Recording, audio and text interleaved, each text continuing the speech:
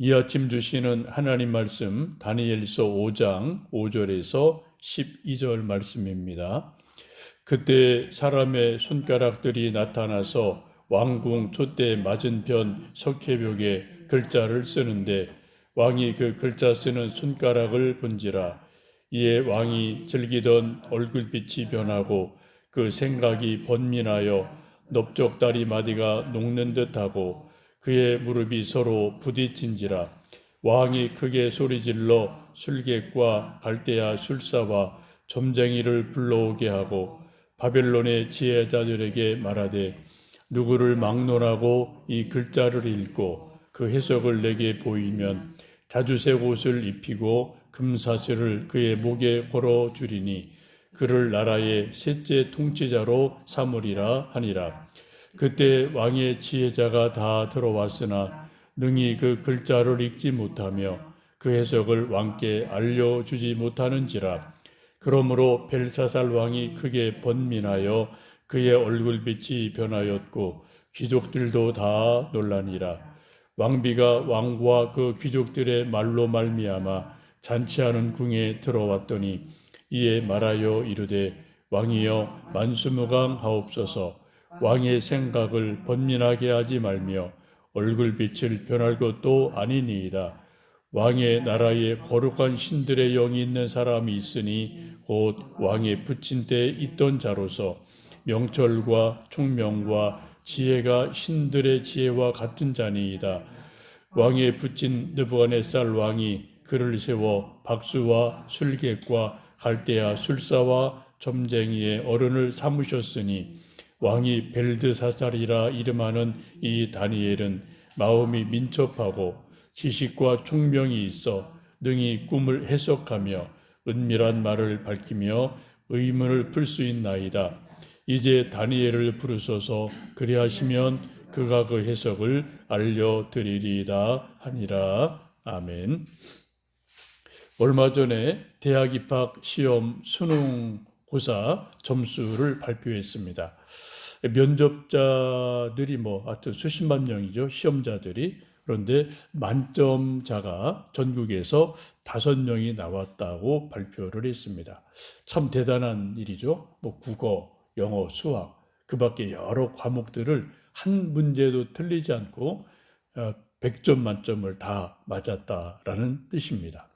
만점을 맞았다는 것은 질문을 잘 이해했다. 본문도 다 읽고 이해했다. 또 출제자의 의도도 다 알았다. 그런 의미죠. 100% 완벽하게 글자를 읽고 또 질문을 읽고 출제자 의도를 알고 그래서 해석을 하고 모든 것을 풀어낸 그런 사람들입니다. 우리는 매일 카톡의 문자나 신문이나 책이나 시험지나 성경이나 편지나 늘 글자를 보면서 살아갑니다.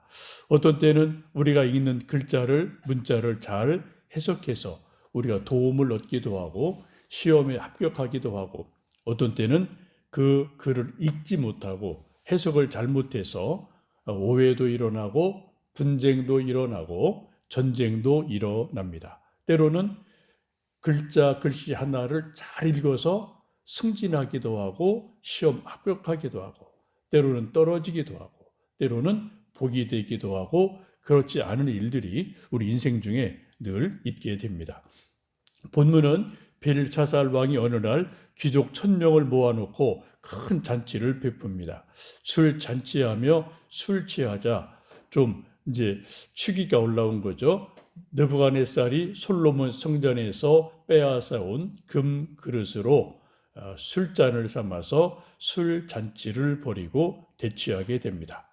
이때 왕과 귀족들이 술에 취해서 막 흥겨워할 때 갑자기 사람의 손가락들이 나타나서 촛대 맞은편 석회벽에 이상한 글씨를 쓱쓱쓱 글씨를 쓰기 시작합니다.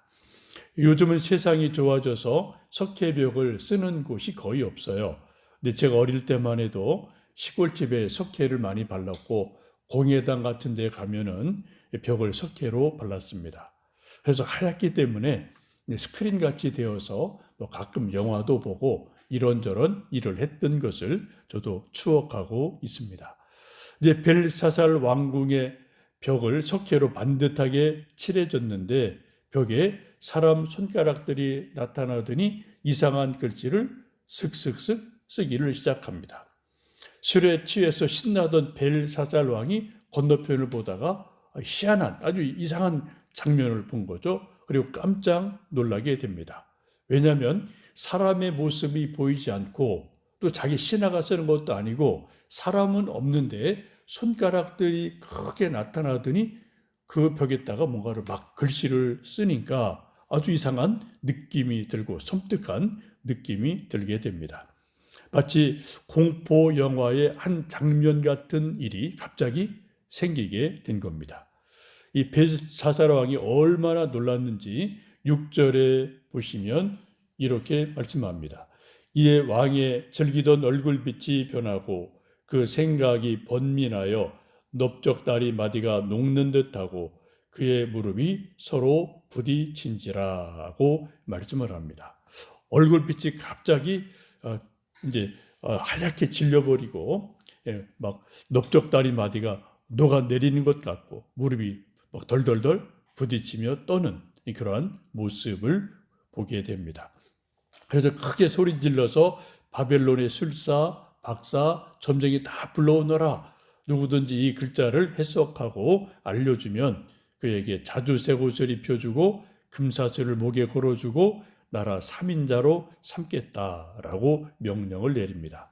그래서 많은 사람이 몰려왔지만 어떤 사람도 그 글씨 자체를 읽지를 못해요. 그러니까 해석할 수도 없는 거죠. 그러니까 왕이 더 두려움이 생기고 벌벌벌 떨게 됩니다. 술 잔치로 흥청망청하던 술 잔치 자리가 갑자기 싸늘해지고 왕이 벌벌벌 떨으니까 같이 있던 귀족들도 모두 얼굴이 하얗게 질려서 벌벌벌 떠는 그러한 일이 일어나게 됩니다. 마치 공포 영화의 한 장면 같은 일이 갑자기 벨사살 왕의 왕궁에 일어나게 됩니다. 그때 이 소식을 들은 왕비가 이곳에 등장을 하게 되죠. 10절 보시면 왕비가 왕과 그 귀족들의 말로 말미암아 잔치하는 궁에 들어왔더니 이에 말하여 이르되 왕이여 만수무강하옵소서. 왕의 생각을 번민하게 하지 말며 얼굴빛을 변할 것도 아니니이다 라고 말하면서 왕께 인사를 하며 너무 놀라지 마십시오.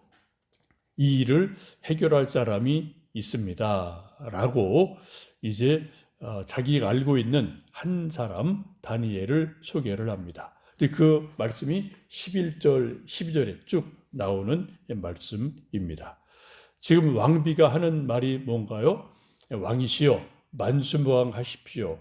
얼굴빛이 그렇게 하얗게 질려서 번민하지 마십시오. 좀 평안한 마음을 가지세요 라고 말을 하고 11절, 12절에 아주 놀라운 소식을 전해주게 됩니다. 다니엘을 소개하면서 하나님의 거룩한 신들의 영이 충만한 사람이 있습니다. 이 사람은 지혜와 명철과 총명이 하나님의 신들의 지혜로 가득 찬 사람입니다. 그래서 느부갓네살이 이 다니엘을 박수, 또 술사, 점쟁이의 우두머리, 어른으로 삼은 사람입니다. 그 사람 이름이 벨드사살이라고 하는데 다니엘이죠. 이 다니엘은 마음이 민첩하고 지식과 총명이 있어서 능히 꿈을 해석하며 은밀한 일을 밝히며 의문을 풀 수가 있습니다. 그러니 염려하지 말고 이제 다니엘을 부르시면 이 글자도 읽을 수 있고 또 해석도 바르게 해줄 겁니다. 이전에 느부갓네살 왕에게 2번이나 꿈을 기억나게 하고 꿈을 해몽하고 해석해 주어서 정확하게 일들이 일어난 것을 제가 알고 있습니다 라고 왕에게 이제 말씀을 드리게 됩니다. 여러분 참 이 왕비가 지혜로운 사람이죠. 이 왕비의 기억 속에 벨사살 왕은 다니엘을 그렇게 기억을 못한 거죠. 별로 하찮은 사람으로 여기고 그렇게 기억에 남는 사람이 아니었어요. 근데 왕비의 기억 속에 다니엘은 정말 존귀한 사람이다. 하나님의 신들의 영으로 가득한 사람이다. 지혜와 총명이 가득한 사람이다. 그래서 우리 사람들이 해결할 수 없는 불가능한 것도 신들의 영이 그에게 있기 때문에 해석할 수 있고 풀 수 있고 꿈도 해석할 수 있다. 이거를 왕비가 기억하고 있는 것입니다. 그래서 다니엘을 추천하고 위로를 합니다. 우리 모두는 이 세상을 살면서 서로에게 가족끼리, 친구끼리, 성도끼리 또 세상 살아가면서 이런 사람, 저런 사람으로 기억됩니다. 혹은 좋은 사람으로, 혹은 나쁜 사람으로 서로 기억하며 살아가게 됩니다. 우리가 한 번뿐인 인생을 살면서 이왕이면은 서로에게 좋은 사람으로 기억되면 좋겠습니다. 왕비는 참 지혜로운 사람이죠. 이 왕보다 생각이 더 깊고 지혜로운 여인임에 틀림이 없습니다. 잠언에 나오는 현숙한 여인은 아닐지라도 분명히 지혜로운 여인임에 틀림이 없어요. 그래서 왕이 알지 못하는 것, 기억하지 못하는 좋은 것을 기억하고 있다가 왕이 곤경에 빠졌을 때 추천하고 위로를 해주게 됩니다. 우리 모두는 이제 2025년 또 12월을 살아가며 참 어려운 시대를 모두 다 살아가죠. 국제 정세나 우리나라 형편이나 또 여러 가지 개인 삶이 그렇게 녹록하지 않은 시대를 살아가는데 우리 모두 다 가족 서로에게, 성도 서로에게, 친구 서로에게 참 저분은 좋은 사람이다라고 기억되며 기억하며 살아간다면 참으로 좋겠습니다. 또 저분은 참 믿음이 있는 분이야. 참 덕이 있는 분이야. 참 저분은 진실한 성도야. 참 저분은 말없이 헌신을 참 잘하셔. 진국이야. 이런 것을 서로 기억해주고 또 기억나게 한다면 그것이 우리 인생이 행복이 아니겠습니까? 하나님의 은혜가 아니겠습니까? 오늘 하루도 월요일 또 일주일을 살아가면서 우리 서로 가족 또 성도들 또 사회생활할 때 우리 이런저런 친구들 이런 관계들 속에서 내가 그에게 좋은 사람으로 기억되고 또 내가 누군가를 좋은 사람으로 기억하며 살아가는 하나님의 은혜가 우리 모두에게 있기를 주님의 이름으로 축복합니다. 살아계신 아버지 하나님, 또 한 주가 시작합니다. 추운 겨울 날입니다. 우리 모두 건강을 지켜주시고 특별히 연로하신 부모님들, 병약한 성도들 건강의 은혜를 더하여 주옵소서. 이제 또 우리 학생들은 학교에 갑니다. 직장인은 직장에 갑니다. 우리 또 주부들은 가정을 섬기고 우리 또 여러 가지 음식을 만들고 수고합니다. 이 일 저 일 할 때 하나님 건강한 모습으로 즐거운 마음으로 감사한 마음으로 일하게 하옵소서. 우리가 일하고 수고하는 모든 것들이 하나님께 영광이 되게 하시고 이 땅에 기름진 열매가 되도록 은혜를 내려 주옵소서. 어제 또 우리 교회 예배드리며 많은 새가족들 등록하게 하셔서 감사합니다. 믿음을 시작하는 귀한 분들에게 하나님 말씀이 성경 말씀이 믿어지는 은혜 주시고 말씀에 교회 성도의 사랑과 교제에 믿음 뿌리 깊이 내려서 함께 믿음 성장하는 기쁨을 허락하여 주옵소서. 오늘도 기도하고 하나님 바라보며 꿈꾸고 공부하고 일하고 수고하고 전도하고 사랑하고 눈물 뿌리고 또 헌신하는 모든 일들이 하나님의 은혜로 아름다운 열매가 되도록 은총 내려주시기 원합니다. 예수님의 이름으로 기도하옵나이다. 아멘.